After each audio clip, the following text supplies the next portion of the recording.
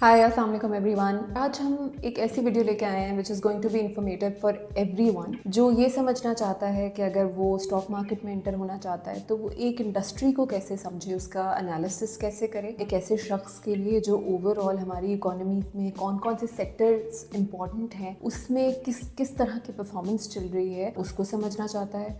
एक नॉर्मल शख्स के लिए जो अभी इन्वेस्टमेंट्स में इंटरेस्टेड नहीं भी है और वो ये इन्फॉर्मेशन गेज करके देखना चाहता है कि ठीक है, मुझे ये पॉकेट मनी मिलती है अपने हस्बैंड से, मुझे ये अमाउंट मिलती है अपने पेरेंट्स से, तो मैं इसको कहाँ ऐसे लगा सकती हूँ या लगा सकता हूँ जहाँ पे फंडामेंटल स्ट्रॉन्ग हो। और एग्जैक्टली आज हम फंडामेंटल एनालिसिस करेंगे ऑटोमोबाइल सेक्टर का। थोड़ी सी इंफॉर्मेटिव और थोड़ी सी कॉम्प्लेक्स स्लाइड्स हैं, बट कोशिश करूँगी कि इसको जितनी आसानी से आपको एक्सप्लेन कर सकूँ करूँ, ताकि आपके जितने सवालात हैं एटलीस्ट फॉर द बेसिक्स वो सारे आंसर हो जाएं। और इस वीडियो को आप प्लीज़ इस नज़रिए से देखिएगा कि ये एजुकेशनल पर्पसेस के लिए है। आप इस तरह से एनालिसिस कर सकते हैं किसी भी सेक्टर का, not just the automobile sector. तो चलिए लेट्स डाइव राइट अवे। और again I have my laptop with me, so don't worry, I have a lot of figures to share with all of you. तो सबसे पहले मैं आपको बताती हूँ कि जब मैं किसी सेक्टर का एनालिसिस करती हूँ, स्पेशली लाइक जो एक कॉम्प्लेक्स सेक्टर है जिसमें नए एंट्रेंट्स आ रहे हैं, जिसमें पॉलिसीज गवर्नमेंट की चेंज होती जा रही है, तो सबसे पहले मैं देखती हूँ कि उसमें की प्लेयर्स कौन कौन से हैं। लास्ट वीक हमने आपको वीकली स्टॉक अपडेट में कुछ ऑटोमोबाइल सेक्टर की ग्रोथ ट्रेंड, सेल्स की, रेवेन्यू के ट्रेंड्स भी दिखाए थे,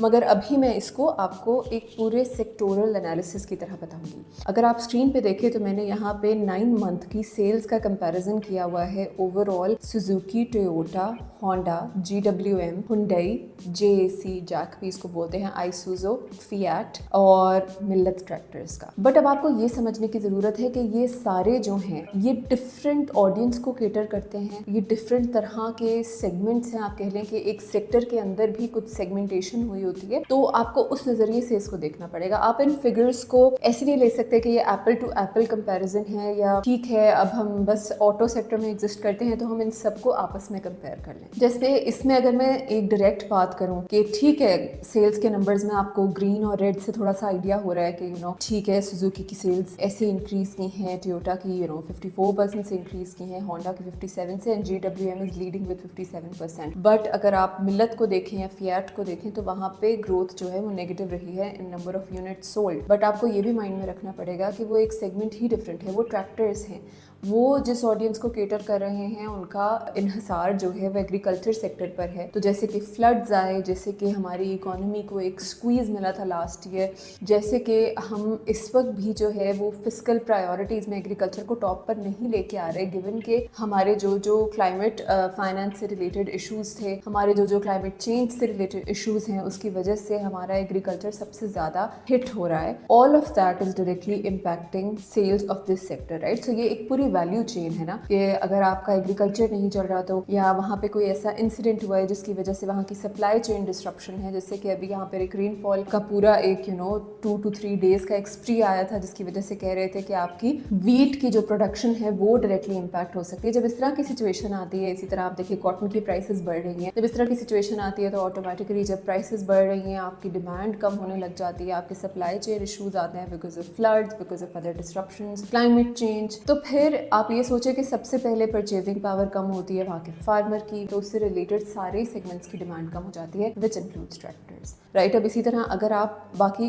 टोटल जो फोकस करें इन गाड़ियों के ऊपर, जिसमें सुजुकी, टोयोटा, होंडा, GWM और बाकी शामिल हैं, इनके ऊपर थोड़ी सी रिसर्च भी करें कि इनकी प्रोडक्ट्स कौन कौन सी हैं, किस किस तरह की प्रोडक्ट्स सेल हो रही हैं। अगर आप सुजुकी लें तो सुजुकी की अगर फॉर इंस्टेंस एवरी गाड़ी सेल हो रही है तो आप एवरी को GWM की हेवल के साथ कंपेयर नहीं कर सकते। ये दोनों बहुत डिफरेंट मार्केट सेगमेंट है। एक अपर मिडिल क्लास और उससे भी अपर क्लास को SECs को टारगेट कर रहा है, एक जो है वो lower middle class to middle class SEC को टारगेट कर रहा है, एक जो है उसकी परचेजिंग पावर रोज़मर्रा के इंटरेस्ट रेट इधर उधर होने से, इन्फ्लेशन के ज़रा से भी बढ़ने से बहुत इम्पैक्ट होती है, जबकि जो बहुत अपर क्लास में लोग मौजूद हैं उनको ये हिट इतना इम्पैक्ट नहीं करता। तो when you look at these segments तो आपको ये बहुत ज़्यादा ज़रूरी है सबसे पहले जानना कि किस गाड़ी की ऑफरिंग क्या है मार्केट में, वो किस सेगमेंट को, किस SEC को केटर कर रही है। इससे आपको आइडिया हो जाएगा कि ये किस तरह से मार्केट में ऑपरेट करेगी under existing circumstances, right, under existing circumstances जिसमें अनसर्टेनिटी है, ग्लोबली एक वॉर चल रही है, पाकिस्तान में इन्फ्लेशन आहिस्ता आहिस्ता फिर डबल डिजिट्स की तरफ जा रही है, पेट्रोल की प्राइस इतनी बढ़ गई है, तो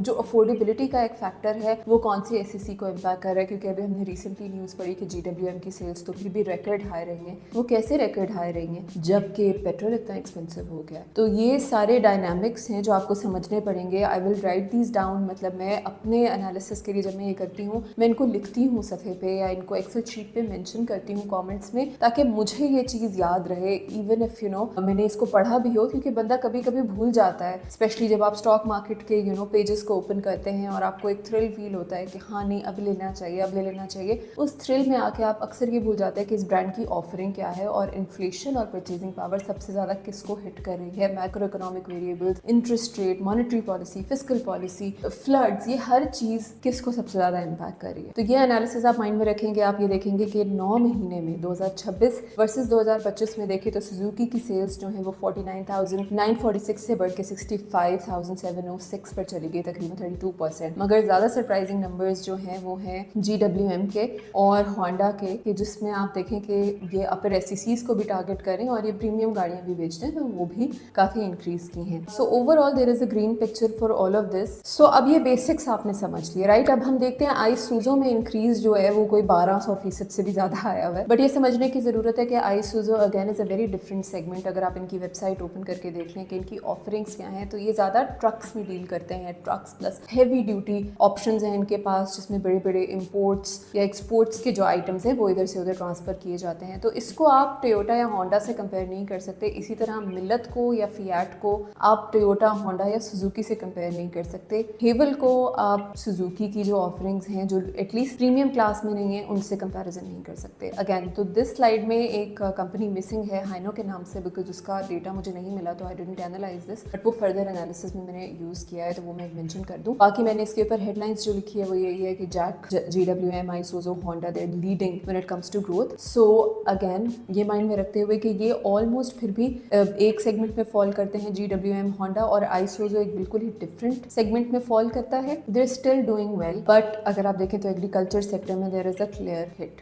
अब चलते हैं नेक्स्ट स्लाइड की तरफ। नेक्स्ट स्लाइड में मैंने बेसिकली क्या किया कि मैंने सारे क्वार्टर्स का कंपैरिजन कर लिया, क्वार्टरली सेल्स के नंबर उठा लिए, क्योंकि मेरा ख्याल है कि सालाना सेल्स से बेहतर है कि मैं क्वार्टरली सेल्स देखूं कि कोई सिक्लिकल पैटर्न तो नहीं है या फिर कोई ऐसी वन ऑफ चीज़ तो नहीं हुई। सो फॉर इंस्टेंस आईसुज़ो में 1200% इंक्रीज कैसे आया, कोई ऐसी वन ऑफ सेल तो नहीं हुई जिसको हमने इग्नोर कर दिया, कोई वन ऑफ इवेंट हुआ हो। तो अगर वो क्वार्टरली सेल में मुझे रिफ्लेक्ट होता है तो I can go back and look at the news कि ठीक है आईसुज़ो में फॉर इंस्टेंस क्वार्टरली सेल में ऐसा कुछ पर्टिकुलर हुआ था, राइट। सो अब मेरे सामने जो डेटा है मैं उसके ऊपर वन बाय वन जाऊंगी और मैंने एक रो को आप देखेंगे तो मैंने उसको हाईलाइट किया हुआ है। एक्चुअली बड़ा अच्छा होगा अगर आप इस रो को खुद भी एनालाइज करें और मुझे बताएं कि ऐसा क्या हुआ था कि मैंने इस रो को हाईलाइट क्यों किया, and then within a couple of minutes में इसके बारे में बात करूंगी। Let's quickly go through this in detail together, ठीक है। अब अगर हम देखें तो Suzuki, Toyota, Honda, GWM, Hyundai, JAC, Isuzu, Fiat और मिलत ट्रैक्टर्स, ठीक है, इन सब की Q1, Q2, Q3। Q1 में देखें तो एक 13,000 सुजुकी था, टोयोटा 6,000 था। इसी तरह Q2 में देखें तो सुजुकी की सेल ज़्यादा हुई, 18,000 हुई, और टोयोटा ऑलमोस्ट सेम लेवल पे रहा, होंडा ऑलमोस्ट सेम लेवल पे रहा, GWM में there was a dip actually, Hyundai जो है अगेन ऑलमोस्ट सेम लेवल पर रहा। अब मैं इनको इसी तरह पैटर्न को देखती जाऊंगी, ठीक है। सुजुकी की सेल्स Q3 में भी बरकरार रही, Q4 में बढ़ गई। क्या चेंजेस आए थे, क्या इन्होंने प्राइसेस कम की थी, क्या इन्होंने कोई नई ब्रांड ऑफर की थी, क्या इन्होंने कोई नए तरह की फाइनेंसिंग ऑफर की थी, जो आजकल आप देखते हैं कि जी 0% पे फाइनेंसिंग हम ऑफर करें, इस तरह की कोई ऑफर तो नहीं आई थी। This is the sort of research जो आपको हेल्प करेगी देखने के लिए कि इस सेल्स में एकदम से जो बहुत इंक्रीज या डिक्रीज है वो क्यों है, या फिर ये भी हो सकता है कि बिकॉज इन्फ्लेशन है, इकोनॉमिक ग्रोथ नहीं है, तनख्वाहें बढ़ नहीं रही, तो लोग जो है वो शिफ्ट कर रहे हैं from Toyota, Honda to Suzuki. ये भी पॉसिबिलिटी है, राइट। इसी तरह अगर आप देखें तो Q3 में सुजुकी की सेल्स भी थोड़ी डिप की, टोयोटा की सेल्स जो कि 9,000 से बढ़ के 11,000 हो गई थी वो फिर से थोड़ी सी डिप कर गई, और GWM की सेल्स जो हैं वो तकरीबन तकरीबन आप कह लें कि 2800 के करीब थी, 3550 हो गई। हुंडई में जो है ऑलमोस्ट कंसिस्टेंट पैटर्न रहा। JAC की भी सेल्स काफ़ी नीचे आ गई, एक्चुअली हाफ पर ऑलमोस्ट चली गई। और आइसुजो का डेटा क्योंकि पिछले क्वार्टर का अवेलेबल नहीं था तो मैं उसका एग्जैक्ट कंपैरिजन नहीं करूंगी, मगर there was an increase, right. इसी तरह अगर आप मिल्लत ट्रैक्टर्स में भी देखें तो एक डिप आया। अब इसी तरह हम इनकी सेल्स के ऊपर डबल डाउन करके देखेंगे कि ठीक है 9 महीने की तो एक कंसिस्टेंट पिक्चर आ गई, मगर अब हम इसको क्वार्टरली डिप्स को और क्वार्टरली इंक्रीजेस को थोड़ा एनालाइज करके देखते हैं क्या गवर्नमेंट की तरफ से कोई ऐसी अनाउंसमेंट तो नहीं आई जिससे कोई कंसिस्टेंट पैटर्न निकल के आता है। क्या ये organically demand overall quarter to quarter buildup हो रही थी या फिर सीजनल थी। सीजनल से मेरी मुराद ये है कि कभी कभी ऐसे होता है जो कि अक्सर आप पैटर्न्स में नोट करेंगे कि जैसे क्लाइमेट से रिलेटेड जितने भी एग्रीकल्चर डिमांड होती है वो पीक सीजन में हाई होती है वर्सेस, और जो पीक सीजन नहीं होता, जब क्रॉप्स के ऊपर इतनी अटेंशन नहीं होती, तब हार्वेस्टिंग नहीं हो रही होती, तो उसकी डिमांड जो है डैम्पन हो जाती है क्रॉप्स से रिलेटेड आइटम्स की। इसी तरह ऑटोमोबाइल सेक्टर में भी हम एनालाइज करने की कोशिश करेंगे कोई सीजनलिटी तो नहीं है, गिवन कि आपको अभी नहीं पता, आपने इसके बारे में न्यूज़ नहीं पढ़ी, आपको नहीं पता कि पीछे बैकग्राउंड में गवर्नमेंट के साथ, परचेजिंग पावर के साथ, इन्फ्लेशन के साथ, इम्पोर्ट्स के साथ क्या चलता है। ठीक है, आप देखेंगे कि ओवरऑल सुजुकी के एक क्वार्टर टू क्वार्टर अगर आप पैटर्न देखें 13,000, 18, 18, 21, फिर एक 19 पे डिप आया और ओवरऑल इंक्रीज रहा और वो ऑर्गेनिकली 25,000 पे पहुंच गया। आप इसके पीछे बैकग्राउंड में रिसर्च कर सकते हैं कि इन्होंने कोई प्रोडक्ट लॉन्च तो नहीं की जिसकी वजह से इंक्रीज आया, क्या इन्होंने ऐसी कोई फाइनेंसिंग ऑप्शन तो नहीं दी जिसकी वजह से इंक्रीज आया, मतलब डिफरेंट रीजंस हो सकते हैं कि इन्होंने कोई ऐसी नई मिक्स गाड़ी तो नहीं डाली, फॉर इंस्टेंस हाइब्रिड, या फिर इन्होंने कोई ऐसी गाड़ी इंपोर्ट करना तो शुरू नहीं कर दी जिसकी डिमांड है पाकिस्तान में। So all of these reasons, ये सारी रिसर्च आप इसके साथ बैकग्राउंड में करते रहेंगे। टोयोटा, होंडा, इसी तरह आप इनके पैटर्न को भी एनालाइज करके देखेंगे आप, तो आपको पता चलेगा कि टोयोटा की जो सेल्स हैं वो 2025 के क्वार्टर 4 में एकदम से काफी इंक्रीज की थी 11,000 के करीब, मगर 2026 के क्वार्टर 1 में टोयोटा की यही सेल्स जो है वो 11,000 से कम होकर तकरीबन 10,000 के करीब आ गई, राइट। 1,000 का डिफरेंस आया। मगर अगर आप ओवरऑल एक पैटर्न देखें और ओवरऑल एवरेजेस निकाल के देखें, एक मूविंग एवरेज का कॉन्सेप्ट भी होता है, अगर आप एक ओवरऑल पैटर्न और मूविंग एवरेज का पैटर्न देखें तो हाँ, ऑर्गेनिक इंक्रीज आपको क्लियरली नजर आ रहा है कि एक पैटर्न 2025 के क्वार्टर 1 क्वार्टर 2 में ओवरऑल कोई 6 मंथ का कोई 6,500 के करीब या 6,000 के करीब चल रहा था, फिर बढ़ के 9 to 10,000 के करीब आ गया और अब 12,000 के करीब आ चुका है। इसी तरह GWM की सेल्स को देखें तो आपको क्लियरली एक पैटर्न नजर आ रहा है, पहले 2-2,500 के करीब चल रहा था एवरेज, फिर बढ़ के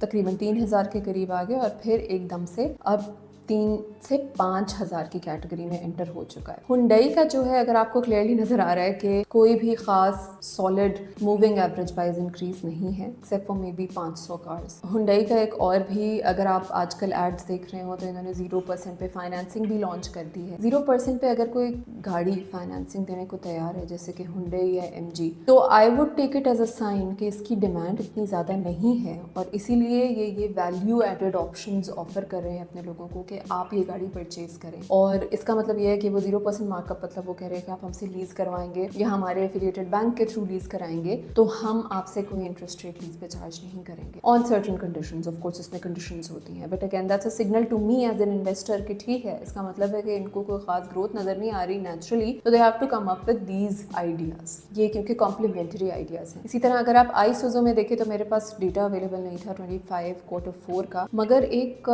सिग्निफिकेंट इंक्रीज आया 2026 क्वार्टर 1 में। तो ये इंक्रीज क्यों आया? ये गंधारा मोटर्स की तरफ से कोई नई स्कीम लॉन्च हुई, क्या इसके पीछे कोई और रीज़न है? इस तरह का एनालिसिस बहुत ज़रूरी है, मगर जहाँ तक मेरे असेसमेंट है this is organic growth plus demand driven growth. इसी तरह अगर आप ट्रैक्टर्स में देखें तो आपको नज़र आ रहा है कि एक बहुत क्लियर डिप है 2026 के क्वार्टर 1 में, इसीलिए आप देखें तो मैंने इसको हाईलाइट भी किया हुआ है क्योंकि 2026 के क्वार्टर 1 में मुझे एक ओवरऑल ही डिप नज़र आ रहा है, मगर ये डिप बहुत विजिबल है when it comes to tractors, क्योंकि अगेन जो बॉटम ऑफ द पिरामिड होता है ना इकोनॉमी में, जैसे कि आपका एग्रीकल्चर सेक्टर है, वो सबसे ज़्यादा इम्पैक्ट होता है आपकी छोटी छोटी इकोनॉमिक पॉलिसीज से, आपके ओवरऑल डायनामिक्स, जैसे आपका ट्रेड डेफिसिट है, आपके एक्सपोर्ट्स हैं, आपके इम्पोर्ट्स हैं, इन सब चीज़ों से, आपकी परचेजिंग पावर से सबसे ज़्यादा इम्पैक्ट होने वाला सेक्टर एग्रीकल्चर है। उससे इम्पैक्ट होते हैं आपके उसके सारे कनेक्टेड सेगमेंट्स जैसे कि ट्रैक्टर्स हैं, प्लस आपके एक्सपोर्ट्स, प्लस ऑफ कोर्स आपकी डिमांड जो कि आपकी लोकल कंजम्पशन के लिए ज़रूरी है। सो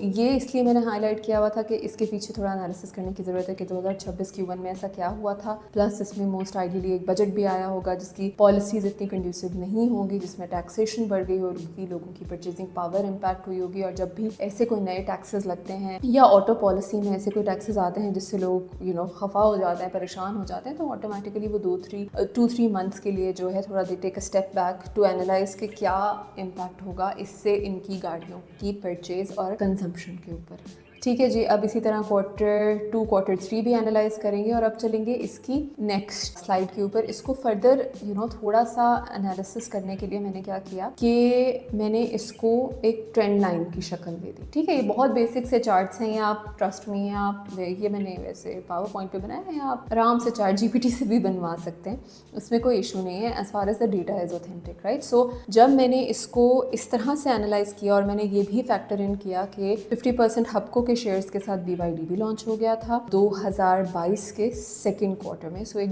बहुत बड़ा कंपेटिटर EV में BYD की शक्ल में एंटर हो चुका था। और इसी तरह अगर आप देखें तो जायको, जिसकी सेल्स जो है वो कहते हैं कि मतलब सीलिंग से भी ऊपर चली गई, और निशात की तरफ से था, नाम भी बहुत बड़ा था पीछे, वो भी मार्केट में एंटर हो गया था Q3 2026 में, राइट। सो इन चीज़ों को भी फैक्टर इन करें कि जब सप्लाई और डिमांड चल रही है और एकदम से 2 नए एंट्रेंट्स आ जाते हैं जो कि हमें क्लियरली अभी स्टॉक मार्केट में नजर नहीं आएंगे बिकॉज ये मिक्स्ड कंपनीज है, राइट। ये निशात के पोर्टफोलियो पे और भी बहुत सी कंपनीज हैं, तो डायरेक्टली आपको इम्पैक्ट नजर नहीं आएगा, मगर उस सेल्स की वजह से बाकी सेल्स इम्पैक्ट जरूर हो। सो अगर आप वही ट्रेंड चार्ट पे जाके देखें और 2025 Q1 की बात कर लें जिसमें BYD लॉन्च हुआ, ठीक है। सो ये सब चीज़ें आपने अपने एनालिसिस में फैक्टर इन करनी है। बट अगर आप लाइन चार्ट को थोड़ा गौर से देखें और एनालाइज करने की कोशिश करें कि एग्जैक्टली चल क्या रहा है, तो हमें नजर आता है कि बड़ा एक कंसिस्टेंट सा पैटर्न चल रहा है। सब लोग काफी हार्मनी में आपको चलते हुए नजर आएंगे।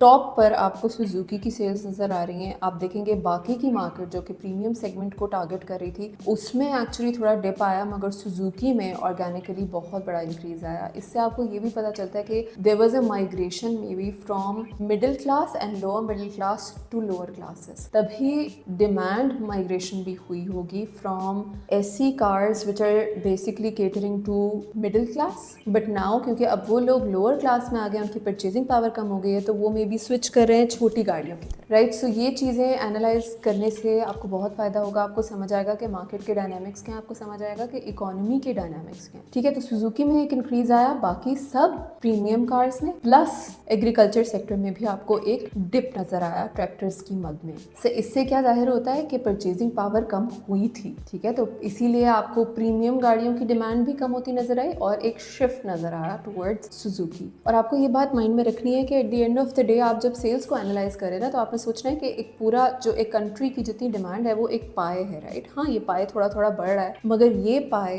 एसेंशियली इन सारे मार्केट प्लेयर्स में डिवाइडेड है। इधर इतना सा सुजुकी है, इतना सा जायको है, इतना सा BYD है, इतना होंडा है, इतना टोयोटा है, राइट। सो जब भी मार्केट में फॉर इंस्टेंस एकदम से आपकी परचेजिंग पावर कम होती है, आपकी खरीदने की सकत कम होती है महंगाई की वजह से, तो वो शिफ्ट आता है और मार्केट जो है फॉर इंस्टेंस सुजुकी उसी पाए में बड़ा हो गया और टोयोटा उसी पाए में छोटा हो गया। तो ये चीज़ जब आप समझ जाएंगे ना कि पाए एसेंशियली सेम ही था, मगर उसकी रीडिस्ट्रीब्यूशन हो गई, एक में इंक्रीज था तो बाकियों में डिक्रीज था, तो आपको काफ़ी क्लैरिटी मिलेगी, ठीक है। इसी तरह अगर आप आगे जाएं तो आपको नजर आता है कि जहां पर टोयोटा 6,500 से बढ़ के 9,000 पे गया है, होंडा 3,500 से बढ़ के तकरीबन 5,600 के करीब चला गया है, हुंडई ऑलमोस्ट अगेन जैसे हमने डिस्कस किया कंसिस्टेंट ही रहा है, GWM की सेल एकदम से बढ़ी है, वहीं पर आपको सुजुकी की एक हल्की सी डिक्लाइनिंग लाइन नजर आती है। वो 18,700 से कम होके 18,100 पर चला जाता है। 700 गाड़ियों का डिप है, मगर आपको अगेन वो पाए वाला कॉन्सेप्ट जब क्लियर है तो आपको समझ आ गया कि अब लोगों की परचेजिंग पावर भी बेहतर हुई है, लोग प्रीमियम क्लास में परचेज भी कर सकते हैं, डिमांड ज़्यादा हुई है वहाँ पर, तो थोड़ा सा सेगमेंट उन्होंने सुजुकी का भी ले लिया, थोड़ा सा चंक इधर से भी कैनिबलाइज कर लिया। इसका कॉन्सेप्ट कैनिबलाइजेशन ऐसे होता है कि एक ही पाए के अंदर जब डिफरेंट प्लेयर्स जो हैं एक ही चंक ले रहे हो तो उसको कैनिबलाइजेशन कहते हैं, ठीक है। इसी तरह आप 25 Q4 को भी एनालाइज करके देखेंगे, आपको एक ओवरऑल जब सॉलिड इंक्रीज नजर आए तो इसका मतलब है कि मार्केट ओवरऑल बेहतर हो रही है, खरीदने की सकत ओवरऑल बेहतर हो रही है, मार्केट कंड्यूसिव है, और मे बी कोई नई ऑटो पॉलिसी आई है जो लोगों को सपोर्ट कर रही है, मे बी इंपोर्ट्स के ऊपर जो ड्यूटीज लगी हुई है वो कम हो गई है, ठीक है। अब ये सारी सेल्स आप ऐसे एनालाइज करेंगे, यहाँ पर take a pause and do one thing which is very important, कि आप ये समझने की कोशिश करें कि ये सेक्टर इस पाए के अलावा गवर्नमेंट की कौन सी पॉलिसी से इम्पैक्ट होता है, ये जो खुद अपनी सप्लाई चेन है कैसे मेंटेन करते हैं। उसमें मे बी क्या ये इम्पोर्ट ड्रिवन है, जो कि है। यहाँ पर तो गाड़ियों की सिर्फ असेंबली होती है, यहाँ पर तो गाड़ियाँ बनाना या सिरे से उन्हें मैन्युफैक्चरिंग करना, इस मार्केट में बहुत कम ऐसे प्लेयर्स हैं जो कि अभी रिसेंटली कुछ आ रहे हैं जो बेसिकली कह रहे हैं कि हमने कोई ईवी लोकल गाड़ी बना ली है, मगर लोकली असेंबली तो हो रही है, मगर हम बहुत ज़्यादा इम्पोर्ट्स पे डिपेंडेंट हैं। तो जब भी इम्पोर्ट्स के ऊपर रिस्ट्रिक्शंस लगती हैं, ऑटोमोबाइल सेक्टर सबसे पहले हिट होता है, क्योंकि उनकी सप्लाई चेन हिट हो जाती है। पेट्रोल की प्राइसेस बढ़ती हैं तो इनको फ्रेट कॉस्ट बहुत ज़्यादा आती है, बिकॉज ये तो इतने बड़े बड़े पार्ट्स को इम्पोर्ट कर रहे होते हैं, राइट। पेट्रोल की प्राइसेस बढ़ती हैं, जैसे कि अभी बढ़ी हैं। ऑटोमोबाइल सेक्टर सबसे ज़्यादा हिट होता है, ऑटोमोबाइल्स की डिमांड कम होने लग जाती है, स्पेशली गिवन कि अभी जैसे गवर्नमेंट की तरफ से एक मैसेजिंग हुई है कि हम ईवी की प्राइसेस को इस तरह से लोगों के लिए बेहतर बनाएंगे कि हम उन्हें ज़्यादा सहूलतें फराहम करेंगे कि वो ईवी गाड़ियाँ परचेज़ करें। इससे क्या होगा, इससे अगेन वही होगा कि लोगों की डिमांड इसी पाए में शिफ्ट होने लगेगी BYD या ईवी गाड़ियों की तरफ, जो कि अब काफ़ी उनमें ऑफरिंग्स आ गई हैं, राइट। जब वो शिफ्ट आएगा तो ऑटोमेटिकली बाकी जो है सेगमेंट्स अनफॉर्चुनेटली वो कैनिबलाइज होते जाएंगे। अगेन ये सारी बेसिक्स जो हैं ये सेक्टोरल एनालिसिस में आपके बहुत काम आएंगी। तो मैं साथ साथ कोशिश कर रही हूँ जितने आसान अल्फाज में आपको समझा सकूँ समझाती जाऊँ, और कोशिश करूँगी आगे भी कि और सेक्टर्स को भी इतने ही आसान अल्फाज में आपके साथ डिस्कस करूँ, ठीक है। सो ये हमने उसी पिछली टेबल का एक ग्राफ देख लिया, बिकॉज ग्राफिकल रिप्रेजेंटेशन जो है हमेशा बहुत हेल्प करती है in understanding any particular sectors overall पाए। बिकॉज जब तक हम देख रहे थे नंबर्स, हमें समझ नहीं आ रहा था कि हाँ सुजुकी ऊपर गया तो बाकी नीचे गए तो ये हो रहा है। जब हम उसे ग्राफ में देखते तो हमें बड़ा क्लियरली नजर आता है। अब चलते हैं हम नेक्स्ट चार्ट की तरफ। घबराना नहीं है, because I know it's looking very difficult. बहुत सारे आपको बार्स नजर आ रहे हैं और आपको समझ नहीं आ रहा कि ये क्या हो रहा है। ये एक मैंने बहुत सिंपल सा चार्ट बनाया, आगे पीछे भी करके आपको दिखा रही हूँ। इसमें मैंने GP लिया है, ग्रॉस प्रॉफिट, मतलब इसमें आपका टैक्स शामिल नहीं है। ग्रॉस प्रॉफिट में आपकी जितनी भी बाकी की डिडक्शंस हैं वो शामिल नहीं है। तो चलिए इसको एनालाइज करने की कोशिश करते हैं। सो अब ये चार्ट आई नो थोड़ा सा डिफिकल्ट लग रहा है देखने में और थोड़ा सा कॉम्प्रिहेंसिव सा लग रहा है, बट इसको कोशिश करूंगी जितने आसान अल्फाज में आपको हो सकता है समझा सकूं। सो इसमें मैंने लिया है GP लिखा हुआ है। GP बेसिकली ग्रॉस प्रॉफिट है, इसको परसेंटेज ग्रॉस प्रॉफिट को मैंने लिया है फॉर ऑल दीज कार्स जो भी हमने ऊपर डिस्कस की थी इन द स्टॉक मार्केट। और ग्रॉस प्रॉफिट से मुराद ये है कि किसी भी गाड़ी का रेवेन्यू माइनस उसकी डायरेक्ट कॉस्ट, जितनी भी कॉस्ट आई थी उस गाड़ी को बनाने पे बेचने पे, वो माइनस कर दी। बाकी सारी डिडक्शंस जैसे कि टैक्सेस वगैरह इसमें शामिल नहीं होते। इससे ज़्यादा आसान अल्फाज में मैं आपको नहीं समझा सकती थी। अब हम क्रॉस प्रॉफिट का कंपैरिजन करके देखते हैं कि एग्जैक्टली क्या चल रहा है मार्केट में, राइट। और मैंने यहाँ पे सिम्बल्स डाल दिए हैं आपके लिए from the stock market to understand कि इन गाड़ियों के नाम से इनकी कंपनीज नहीं होती स्टॉक मार्केट में, इनके सिम्बल्स होते हैं। सबसे पहले चलते हैं इंडस की तरफ, जो कि आपको पता ही है टोयोटा है। सो इंडस का अगर आप देखें तो जो सबसे लाइट कलर का ग्रीन है वो 2022 है, 2022 ईयर लिया है, और जो सबसे डार्क कलर की तरफ हम मूव करते जाते हैं वो 2026 है। अगेन मैंने ज़्यादा सारे सालों का एनालिसिस इसलिए किया है क्योंकि मुझे हमेशा, जैसे मैं आपको भी कहती हूँ कि एनालिसिस के लिए लगता है कि कभी भी 1 साल या 2 साल पर रिलाई नहीं करना चाहिए। हो सकता है उस साल में डिजास्टर्स आए हों, हो सकता है उस साल में कोई ऐसा इशू आया हो जिसकी वजह से आपकी ऑर्गेनिक ग्रोथ जो है इम्पैक्ट हो गई हो, वॉर आई हो, राइट। सबसे बड़ी एग्जांपल आपके सामने, इसलिए आप 5 से 6 बल्कि एक्चुअली 10 साल की एवरेज में तो रेकमेंड करूंगी देखें, ताकि आपको क्लियर पैटर्न्स और ट्रेंड्स नजर आए कि ऑर्गेनिकली ओरिजिनली ग्रोथ या डिमांड कहाँ जा रही है। जल्दी जल्दी बात करते हैं ग्रॉस प्रॉफिट की। अगर आप देखें तो इंडस में क्लियर ग्रोथ आई है 7% से लेके 15% की। होंडा कार में देखें तो ग्रॉस प्रॉफिट पहली दफा आई थिंक हिस्टोरिकली 2026 में नीचे गया है। ये 9 मंथ के फिगर्स हैं बाय द वे। इसी तरह अगर आप साजगार में देखें, साजगार के लिए मेरे पास जो है लेटेस्ट फिगर नहीं था, उनके फाइनेंशियल स्टेटमेंट्स रिलीज नहीं हुए थे 9 मंथ के। तो अगर आप फिर भी फॉर द लास्ट 4 ईयर्स भी देखें तो 9% से 29%, that's a huge jump. I think gross profit में साजगार लीड कर रहा है मार्केट को। इसी तरह अगर हम बात करें जैक की, जैक GAL के नाम से जो यहाँ पर शो हो रहा है, तो 9% से बढ़ के 21% ग्रोथ आई। इसी तरह अगर आप आइसोजो ले लें तो आइसोजो में आपको एक ग्रोथ ओवरऑल तो नज़र आई थी कि बहुत ज़्यादा उनके ट्रैक्टर्स बिकना शुरू हो गए हैं, मगर ग्रॉस प्रॉफिट इंक्रीज़ तो किया है, मगर क्या वो उतना इंक्रीज़ किया है compare to the sales that they are doing? ये एक चीज़ मेरे माइंड में ज़रूर ट्रिगर हुई है, क्योंकि उनकी सेल्स जो है वो ऑलमोस्ट ट्रिपल हो गई थी, मगर ग्रॉस प्रॉफिट में उतना बड़ा जंप नज़र नहीं आ रहा। इसी तरह अगर आप हाइनो देखें, हाइनो ऊपर नहीं था एनालिसिस में मेरे पास शामिल, इनके लेटेस्ट फिगर्स का इस तरह से स्प्लिट मेरे पास नहीं था, बट यहाँ पे मैंने ऐड कर दिया। हाइनो भी अगेन उसी सेगमेंट में आता है। तो यहाँ पे 10% से 20% तक का इंक्रीज़ है, और ओवरऑल ऑर्गेनिकली आप देख रहे हैं कि इंक्रीज़ आता ही जा रहा है, विच इज़ वेरी गुड। इसी तरह आप मिलेट ट्रैक्टर्स में देखें तो 22% से 27% है। अब आपने देखा कि ओवरऑल इवन दो उनकी सेल्स डिक्रीज़ कर रहे हैं, मगर उनका ग्रॉस प्रॉफिट इंक्रीज़ कर रहा है। इसी तरह अगर आप फियाट में देखें तो भी 18 से 25% के करीब किया है। अब बहुत ज़रूरी है ये देखना, क्यों? क्योंकि कई दफ़ा आपने पीछे देखा था कि सेल्स नीचे जा रही होती हैं, मगर फिर भी ग्रॉस प्रॉफिट बढ़ रहा होता है। So that's a very positive sign कि अगर ग्रॉस प्रॉफिट कंसिस्टेंटली इंक्रीज़ कर रहा है, so there is a clear pattern कि कंपनी जो है उसके पास रेवेन्यू की मद में जो पैसे आ रहे हैं उसमें प्रॉफिट कितना है, जिसको वो री इन्वेस्ट भी कर सकता है, जिसको वो अपने इन्वेस्टर्स को भी दे सकता है डिविडेंड की तरह। सो ये सारी चीज़ें बहुत इंपॉर्टेंट हैं। बाय द वे, इंडस जो है वो सबसे ज़्यादा डिविडेंड ऑलमोस्ट देता रहा है इंडस्ट्री में, बट इसकी वॉल्यूम ऑफ सेल्स इतनी लो होती थी कि मैंने इसलिए कभी परचेज अब खुद से नहीं किया। Again that was just an additional bit that I wanted to share. अब बात आती है नेट प्रॉफिट की, and I think I can not stress enough कि ये जो सारा मिक्स एंड मैच है ना, इन नंबर्स को साथ साथ देखना बहुत ज़रूरी है। अब आपने ग्रॉस प्रॉफिट पे फोकस कर लिया, आपने कहा ठीक है ग्रॉस प्रॉफिट तो अनम कह रही है कि बहुत इंक्रीज़ कर रहा है, मगर नेट प्रॉफिट में क्या चेंज है? नेट प्रॉफिट बेसिकली बाकी सारी डिडक्शंस करके जो आपके पास आता है ना, वो होता है नेट प्रॉफिट। इसमें अगर हम जाएं तो आप देखेंगे कि पिक्चर काफ़ी हद तक चेंज हो जाती है, राइट? सो अगर हम जाएं, सबसे पहले हम बात करें इंडस की, टोयोटा की, तो एक्चुअली इट्स प्रीटी सॉलिड। उसका जितना नेट प्रॉफिट ऊपर जा रहा है ऑलमोस्ट उतना ही ग्रॉस प्रॉफिट ऊपर जा रहा था। इसका मतलब है रिडक्शंस होने के बाद भी इनके पास नेट प्रॉफिट काफ़ी सॉलिड इंक्रीज शो करता रहा है, 6 से 11% तक विद इन 4 ईयर्स। अगर इसी तरह आप होंडा कार की तरफ जाएं तो आपको एक्चुअली नज़र आ रहा है कि इनका नेट प्रॉफिट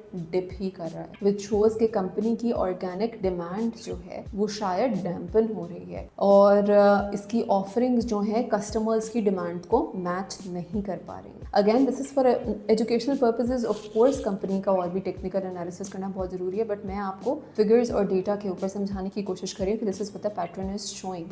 साजगार की तरफ आते हैं। साजगार अगर आप याद करें, पिछली स्लाइड पे जाएं तो लीडर था when it comes to increase in gross profit, और same is the case with their net profit, which is excellent, right? Sazgar के बाद जैक की तरफ जाते हैं। जैक में भी सेम स्टोरी ऑफ ग्रोथ है। अगर आप इसके बाद आइसोजो की तरफ जाएं तो आपको नजर आता है कि उनके भी नेट प्रॉफिट्स जो हैं वो काफ़ी सॉलिड ही जा रहे हैं, गिवन कि उनकी सेल्स जो हैं जिस तरह वो 60 से बढ़ के 250 हो गई थी, वो उसी तरह रहे। अब हाइनो की तरफ आते हैं। हाइनो भी मैंने आपको बताया कि आइसोजो वाली कैटेगरी में ही ऑलमोस्ट आता है। ये बसेस भी बनाते हैं, ये बड़े बड़े ट्रक्स भी बनाते हैं, बट हाइनो में अगर आप गौर करें तो ग्रॉस प्रॉफिट तो बहुत ज़्यादा है, मगर अगर आप नेट प्रॉफिट की तरफ आएँ तो आपको क्लियरली डिप्स क्या एक्चुअली नेगेटिव में जाते हुए कंपनी नजर आती है। तो that is a red flag, और लास्ट 2 ईयर्स में इंक्रीज आया है, बट इसको कंसिस्टेंटली मॉनिटर करने की ज़रूरत है। फियाट और मिलेट ट्रैक्टर में हाँ एक इंक्रीज़ है, मगर अगेन ये उस तरह का सॉलिड आपको एक ट्रेंड नहीं दिखा रहा जिस तरह के आपको बाकी की प्रीमियम ऑटो कार्स इस वक्त दिखा रही हैं। तो दिस शोज़ के एग्रीकल्चरल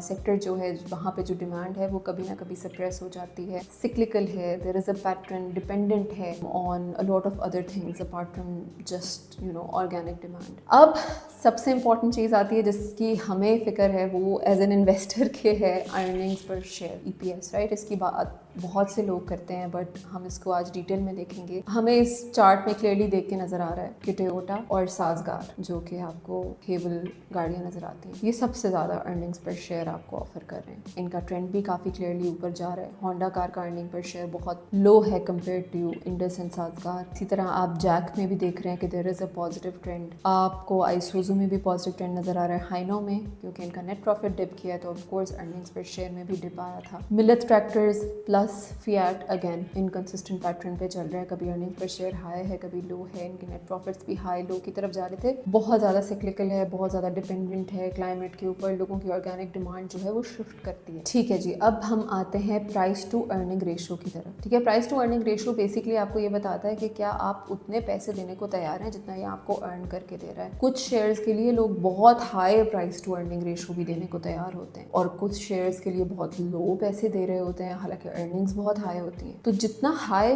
पी होगा वो डिटर्मिन करेगा कि क्या वो शेयर ओवर प्राइस्ड है, क्योंकि अर्निंग तो कोई है मगर हम प्राइस इतनी ज़्यादा दे रहे हैं तो वो ओवर वैल्यूड। बट अगर कोई शेयर आपको अर्निंग ज़्यादा दे रहा है और आप उस पर प्राइस भी इतनी ज़्यादा पे नहीं कर रहे हैं, मुनासिब पे कर रहे हैं, तो वो शो कर रहा है कि हाँ दिस इज़ स्टेबल, अच्छी वैल्यूएशन चल रही है, या फिर हो सकता है वो अंडर वैल्यू। तो सिमिलरली आपको एक पी रेशियो का भी ट्रेंड यहाँ पे नज़र आ रहा है। एक ग्राफ का एक बार बहुत ही ऊपर गई हुई है, वो हाइनो की है। मैंने जब ये देखा था तो मैंने एक्चुअली ये सवाल किया था कि ये कौन लेता है ये, एंड देन आई रियलाइज कि अ lot of my friends actually have this share, क्योंकि इसकी एक हाइप क्रिएट हुई थी। बट जैसे ही इनके नेट प्रॉफिट्स डिप किए फिर उसके बाद रिकवर किए, तो आपको नजर आ रहा है कि उसी तरह इसकी वैल्यूएशन भी शिफ्ट होती गई। आपको साजगार की वैल्यूएशन नजर आ रही है कि जितनी इनकी अर्निंग्स हैं उसके हिसाब से इनकी प्राइस टू अर्निंग रेशियो जो है वो बहुत लो चल रही है। इसी तरह आपको होंडा कार में भी नजर आ रहा है कि बीच में एक दफ़ा इनकी पीक आई थी जिसमें इनकी बहुत ओवर वैल्यूएशन हो गई थी, बट अब वो नीचे दोबारा आके स्टेबल हो गया। अब लास्ट स्लाइड की तरफ चलते हैं, which is my overall analysis based on whatever we have seen. हमने पूरा ऊपर सारा ग्रॉस प्रॉफिट देखा, इनके ईपीएस देखा, हमने ये देखा कि ये मार्केट में किस तरह से चल रहे हैं, हमने इनके क्वार्टरली सेल्स को एनालाइज करने की कोशिश की, हमने ये देखा कि सेगमेंट्स जो हैं वो किस तरह से ऑपरेट करते हैं, इम्पोर्ट ड्रिवन है नहीं है, मार्केट में क्या होता है तो क्या इनको इम्पैक्ट आता है। अब हम इसका एक ओवरऑल एनालिसिस करेंगे जिसमें मैंने डिविडेंड भी डाल दिया, वैल्यूएशन भी डाल दिया और अपना एक व्यू भी डाल दिया कि मैं इसको किस तरह से देखती हूँ based on all of this. और मैंने उसकी कैटेगरीज और सेगमेंटेशन भी डाली है ताकि आपको पता हो कि ये एग्जैक्टली क्यों यूज़ होता है और ये किस सेगमेंट में आता है, राइट। मगर उससे पहले मैं एक बात ज़रूर कहूँगी जो आपकी लर्निंग के लिए बहुत ज़रूरी है कि आपको ये पता होना चाहिए कि ये सारी गाड़ियाँ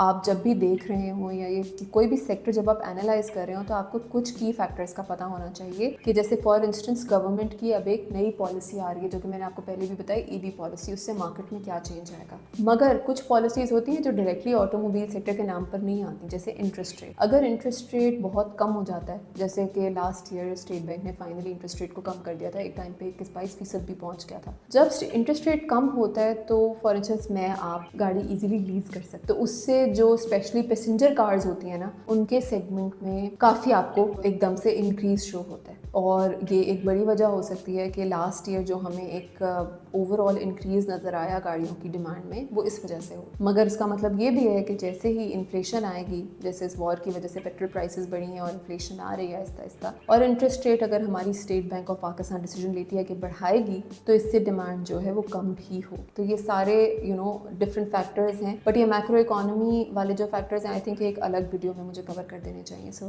please comment if you think it's useful and I will do that. अब चलते हैं ओवरऑल एनालिसिस की तरफ। टोयोटा, उसका मैंने आपको सिंबल बता दिया, मैंने बता दिया उसका सेगमेंटेशन क्या है, इसी तरह बाकियों को भी लिस्ट कर दिया। हमने ग्रॉस प्रॉफिट देखा, तो मैंने जो हाईलाइट किए मैं उनकी बात करना चाहूँगी। मैंने होंडा को हाईलाइट किया कि इनका ग्रॉस प्रॉफिट भी वीक था, इनका नेट प्रॉफिट का ट्रेंड जो है बहुत क्लियर नहीं था, नेट प्रॉफिट एक्चुअली नीचे जा रहा था, तो इसको आगे बहुत क्लियरली मॉनिटर करने की ज़रूरत है अगर आप इसमें इन्वेस्ट करना चाहते हैं। फिर आपने इसकी अर्निंग पर शेयर देखी तो वो भी नीचे जा रही थी, इसके डिविडेंड्स भी कम है कंपेयर टू इट्स कंपेटिटर्स, इसकी वैल्यूएशन जो है वो मैंने फेयर कही है, मगर मैं क्या इसमें इन्वेस्ट करूंगी? नहीं, मुझे लगता है कि इसमें there is a turn around risk because मुझे एक क्लियर पैटर्न ऑफ स्ट्रेंथ नज़र नहीं आ रहा। इसी तरह अगर मैं टोयोटा की तरफ जाऊँ तो मुझे नज़र आता है कि ग्रॉस प्रॉफिट बहुत स्टेबल है, नेट प्रॉफिट बहुत अच्छा रहा है इनका हमेशा, ईपीएस इनका बहुत हाई था, डिविडेंड ही अच्छा मैंने जैसे आपको बताया देते हैं, वॉल्यूम थोड़ी मार्केट में लो होती है, इनकी वैल्यूएशन जो है एक्चुअली वो शो करती है कि they are a bit cheaper, they are a bit undervalued. तो मैंने इसको एक ओवरऑल डिफेंसिव लीडर कहा है मार्केट का, बट अगैन इन फ्यूचर मैं थोड़ा इसके ऊपर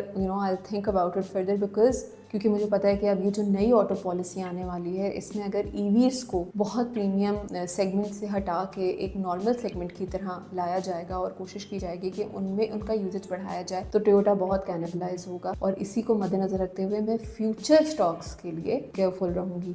इसी तरह अगर आप GWM का देखें तो अगेन जिस तरह हमने बात की है कि it has been strong in everything, gross profit, net profit, EPS, इसका डिविडेंड जो है वो अभी जो रिसेंटली स्पेशली अनाउंस हुआ है आई थिंक इट्स मॉडरेट और even on the lower side, but valuation की बात करें तो बहुत चीप चल रहा है कंपेयर टू इट्स कंपेटिटर्स, तो मैं इसको ग्रोथ लीडर कहूँगी, मैं इसमें इन्वेस्ट करूँगी। इसी तरह बाकी के सेगमेंट्स की भी क्विकली आपको I just given an overview और ये चार्ट्स में ऑफ कोर्स लगा रही हूँ तो आप इनको बार बार भी देख सकते हैं। इसी तरह अगर मैं जैक की बात करूँ, JAC की, तो ओवरऑल आपको एक ग्रोथ पैटर्न नज़र आ रहा है, आपको लग रहा है कि इसके अंदर जो है वैल्यूएशन जो है बहुत ही लो चल रही है compare to the earnings that it has, तो may be there is a value play and may be I would like to invest in this. Isuzu की बात करूँ तो उसका एक स्ट्रॉन्ग ग्रोथ का पैटर्न नज़र आया, आपको नज़र आया कि अभी भी वो अपनी नहीं, वैल्यूएशन भी नीचे चल रहा है। जैसे कि अगर हम पिछले चार्ट में जाके देखें तो आइसोजो की वैल्यूएशन एक्चुअली काफ़ी ही नीचे जा रही थी। तो मैं तो इसमें ग्रोथ भी देख रही हूँ, वैल्यू भी देख रही हूँ। हाइनो में मुझे तो लगता है कि अगर नेट प्रॉफिट नीचे भी गया और अभी भी कोई क्लियर ट्रेंड नहीं है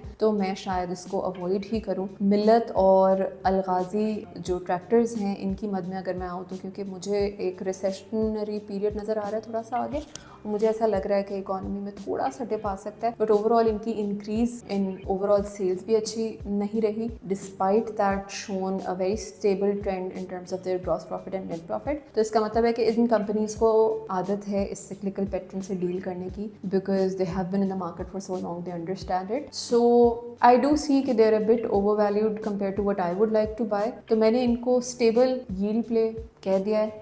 But would I buy it? Would I not buy it? I would rather invest in growth leaders जहाँ मुझे नज़र आ रहा है कि वैल्यू भी है और ग्रोथ भी है। सो ये मेरी रीडिंग थी, ये मेरा एनालिसिस था फॉर ऑटोमोबाइल सेक्टर। मैंने कोशिश की मैं इसको जितना सिंप्लीफाई कर सकूं उस तरह से आपसे शेयर करूं। और please do comment if you think कि दिस इज़ यूजफुल और इस तरह के और एनालिसिस मुझे आपसे शेयर करने चाहिए for different sectors. So this week I thought कि हमें स्टॉक अपडेट की बजाय एक इस तरह का डीप डाइव और एनालिटिकल पीस आपसे शेयर करना चाहिए। अगेन और भी वीडियोज़ बनाती रहूँगी। Please do share it with your friends, your family members जिनको लगता है कि ये उनके लिए यूजफुल हो सकता है। Thank you so much for your feedback. I read each and every comment and try to respond. Thank you again. Take care. Allah.